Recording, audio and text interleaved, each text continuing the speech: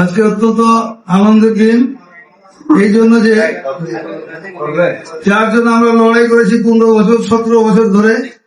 সেই গণতন্ত্রের জন্য, সেই গণতন্ত্র বিদায়ের জন্য যে স্বৈরাচার আমাদের চেপে বসেছিল তাদেরকে বিদায় করে গত 5ই আগস্ট বিদায় করে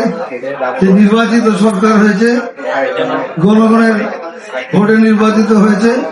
তার এই ধারাবাহিকতায় বহুদিন পরে আজকে এই chamber of Rajshahi chamber of কমার্সের যে গণতান্ত্রিক উপায় সকলের উৎসব মুখর পরিবেশে আমি ছিলাম,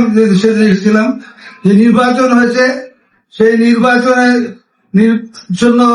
যারা একটা নির্বাচন পরিচালনা করেছে তাদেরকে আমি অত্যন্ত বিজ্ঞর সাথে বলতে চাই যে একটা খুবই ভালো কাজ হয়েছে। গণতন্ত্র পরিবেশে আজকে নির্বাচিত হয়েছে, আমরা বলতে পারবো যে আমাদের এই চেম্বার নির্বাচিত। এবং আমি আশা করি রাজশাহী এই চেম্বার আগে থেকে একটা চেম্বার ছিল, তারা ধারাবাহিকতায় যেন আরো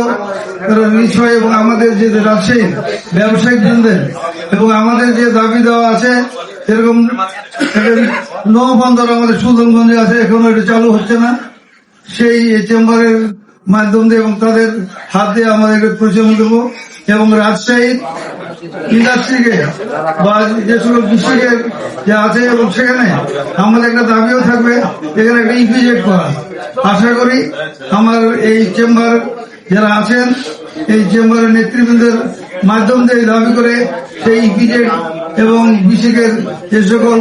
ইন্ডাস্ট্রি এখানে অচল হয়ে আছে সেগুলো আবার চালু করার ব্যবস্থা করবে ইনশাল্লাহ। সকলকে ধন্যবাদ জানিয়ে আমার বক্তব্য শেষ করছি।